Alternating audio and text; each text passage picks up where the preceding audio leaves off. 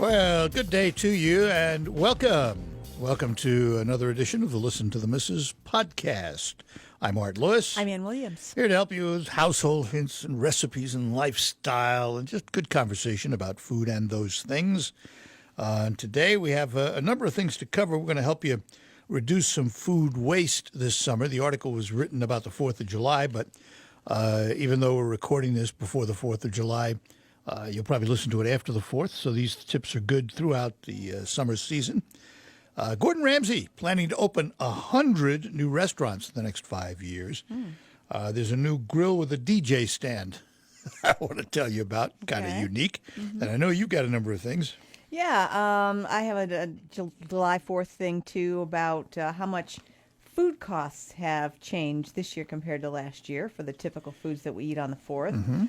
I have one of our classic recipes from the Listen to the Mrs. Files that would be good for the 4th or for any time. It's a crock pot macaroni and cheese recipe. Oh, yeah. And then I have kind of a quirky story, actually from Florida. But if you've heard of the Fire Festival from last year, it's a play on that has to do with food. So I have that. And also here in our area in Saginaw, Michigan, we're going to be getting a home goods store soon. But I know these are very popular across the country. And I have some tips on how to shop, make the most of your home goods store shopping trip. Good deal. Well, this particular article I pulled down came out of Forbes. And it was titled, How to Easily Reduce Food Waste This 4th of July. And I didn't realize this reading the article. We waste, as Americans, billions of dollars of food annually. Yeah, it's a billions. big problem, yeah. Throwing away scraps or other perfectly enjoyable edible goods that, may be commonly interpreted as ingredients. So, here's a couple of hints on how to reduce that waste. So let's talk about carrots and celery. I'll just go down the things that are in this article. Carrots and celery, very popular in the summer. We all love them. They're wonderful for salads and what have you. What do you do with the leaves? What do you do? Well, don't throw them away. Add the vegetable leaves for additional flavor and nutrients. So there you go. You haven't wasted that part of the carrot or the celery. Right. Here's a problem we all face. Stale rolls.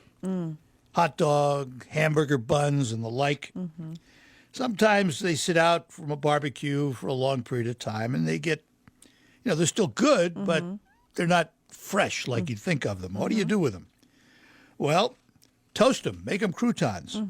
Crush up the croutons into breadcrumbs. There's a whole bunch of things you can do. Make bread pudding with it. I was going to say bread pudding, yeah. Don't throw it away. It's another one of those. In fact, stale bread is preferable, I think, for some things. Yeah. Like French toast or bread pudding, it works well. Now, most people I know wouldn't have any of this, but here it says, don't pour out leftover wine. Okay.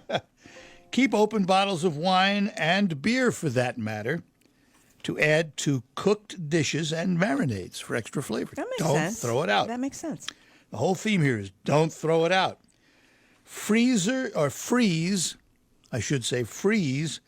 leftover beverages. You got some lemonade left over? You got some iced tea left over? Why don't you put it into ice cube trays and make ice cubes out of them so the next time you have that beverage, you add them into the beverage. That's a great idea. Less dilution, yeah. Exactly right. Now, here's one of my bugaboos, and I'm guilty of it. I don't go near bruised fruit. I don't like bruised fruit. Something about the mushiness, the texture, bananas particularly, I'm not into it. Well, as they say here, freeze leftover or bruised fruit, and the next time you need something, do what you do. Smoothies. That's exactly what it says. Don't throw it out. Use it in a smoothie. You see, we've thrown nothing out so far. Right. Now, here's one that, this one I'm not so sure of, but I'll try it. Hold on to your rind. Oh. Like, for example, and this one really startled me. They talk about watermelon rinds not being seen as edible, and they're right.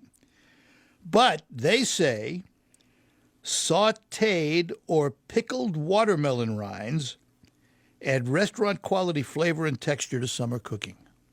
Really? I've heard of Pickled, I've heard of. but not sautéing. No. Nope. Okay. What do you do with the bones? So whether you're grilling drumsticks, ribs, start a pile of bones, and of course, Bone broth? make stock.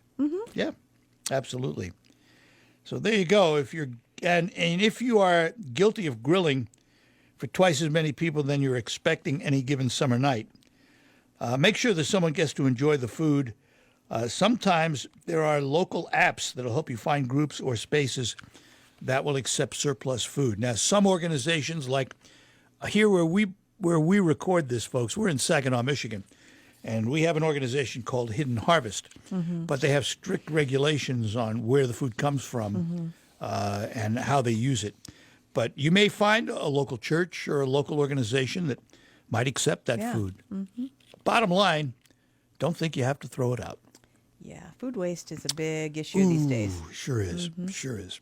So I'm very curious about this festival I never heard of. The Fire Festival. The Fire Festival. This was, some people may have heard of it. A year or two years ago, there was this big controversy over this event called the Fire Festival, and it was promoted as a getaway music festival in the Bahamas, and people paid a lot of money to go to this thing, but it ended up being a bust. It was a hoax. When they got there, they got nothing but tents to sleep in and cheese sandwiches and no concerts, and it was a total So they paid to disaster. go sleep in tents and have a cheese sandwich. There are even documentaries about this disaster on Netflix and Hulu right now. So it was a scam. Yeah, basically. Well, there's some restaurants in Florida that are playing off of this to promote French fries. And they're having, instead of the Fire Festival, which was called, this is the Fry Festival. Fry, F-Y-R-E. Okay. Or F-R-Y-E. The other one was F-Y-R-E. So anyway. Let me guess. You can go stay in a tent and they'll give you fries instead of a cheese sandwich. No, what they're calling it is it's an immersive fried potato festival. It kicks off on July 13th in Tallahassee. And 3 restaurants are taking part in it. They're called the Madison Social, the Township, and Central, or Centrale. I'm not sure how you pronounce it. So according to the website, each location is going to adopt a different fry style for the day: regular, curly, or waffle.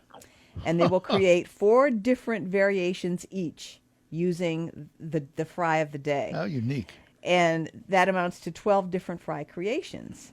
And it's actually a festival. You have to check in for this thing at a certain time, and you have to sample the different fry dishes for several hours, and then you, I guess, vote for them or something like that. But the best in straight fries, curly fries, waffle fries, and adventure, they're calling it. So that sounds like a fun event Sounds for like people a fun if you're event. down in Tallahassee, Florida on July 12th. Yeah. If you don't get enough of Gordon Ramsay on television, and he's everywhere, he is everywhere. According to Forbes magazine, and this was on the website Delish, he has signed a deal with a company called Lion Capital. And this is not their first venture into the restaurant business. They have several. So he signed the deal. He handed over partial ownership of Gordon Ramsay North America. But there is a stipulation. And that is, this private equity firm is required to invest over $100 million to open the restaurants across the U.S. by 2024. And it's a huge number. It's 100. Now, he currently owns 8 restaurants in partnership with Caesars Entertainment Casinos. 3 of those brands are Gordon Ramsay Steak, Gordon Ramsay Pub and Grill, and Gordon Ramsay Fish and Chips. And they will be part of the new expansion. And 2 international concepts also planned for the United States: Gordon Ramsay Street Pizza, Gordon Ramsay Bread Street Pizza. Both are in London right now, but he's going to bring those to the United States. He just says he wasn't ready to do this on his own, so he signed up with Lion Capital. And between now and 2024, look for Gordon Ramsay everywhere. Yeah, he's Whole a bunch of new controversial figure, to say the least. Yeah, you might say that. I'm But sure he his name has, will attract people. Sure has attracted a huge audience. Yep. Well, I wanted to touch on, it is July 4th coming up. You might be listening to this after, but just it's interesting to see how food costs have changed over the past year. I have a comparison from the Farm Bureau here in our state of Michigan about the cost of a typical 4th of July meal. The favorite foods for 4th of July includes hot dogs, cheeseburgers, spare ribs, potato salad, baked beans, lemonade, and watermelon, okay? But this year, they are costing just a little bit more than last year. The cost is estimated at $6 per person for those items for a meal.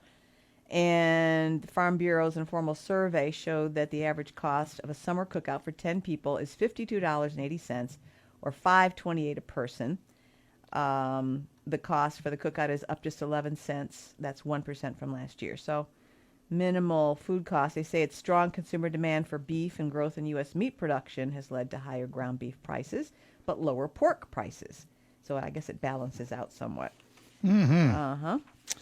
Go ahead. Here's a summer item you're probably not going to find, but they've written a big article about it. McCormick Spices, they've teamed up with some tech folks and created something called the Summer, SUMR, Summer Hits 5000. What this is a grill, but it's more than a grill. It's a grill with a music system computer built in. And while you're cooking, you can be entertaining your guests. And you can adjust, for example, the beat by where you place the food on the grate. And you can play music. You can do all this stuff with it. They don't ever plan to mass produce it. There are not going to be very many of them. And it has a spice drawer. And guess what's in it? McCormick Spices, of course. And while you'll be able to see it in action on social media, they never intend to mass produce it. And it's the first company to unveil a kind of unusual tech combination. Also, Miller Lite showed off a device that can be a gaming controller or a can of beer, all in your hand, depending on your mood. It's called the Can-Troller. Looks like a 12-ounce can of beer. All these wonderful things that you will probably never find on anybody's shelves. So well, it's always fun to see those kinds of things come out. It is kind of unique. I thought I'd go into our files, or listen to the Mrs. database of recipes, and share one that would be great for the 4th of July if you hear it before that, or any time really, especially for these summer cookouts, because it frees up your stove and your grill, and it uses the crock pot. Ooh. And everybody loves mac and cheese. Who doesn't like mac and cheese? And you won't get overheated. Right. And this is a 3-3-2-1 macaroni and cheese, it's called. It calls for 3 cans of cream of mushroom soup or chicken soup, 3 cans of milk, 2 bricks of Cracker Barrel extra sharp cheese shredded, a pound of uncooked macaroni.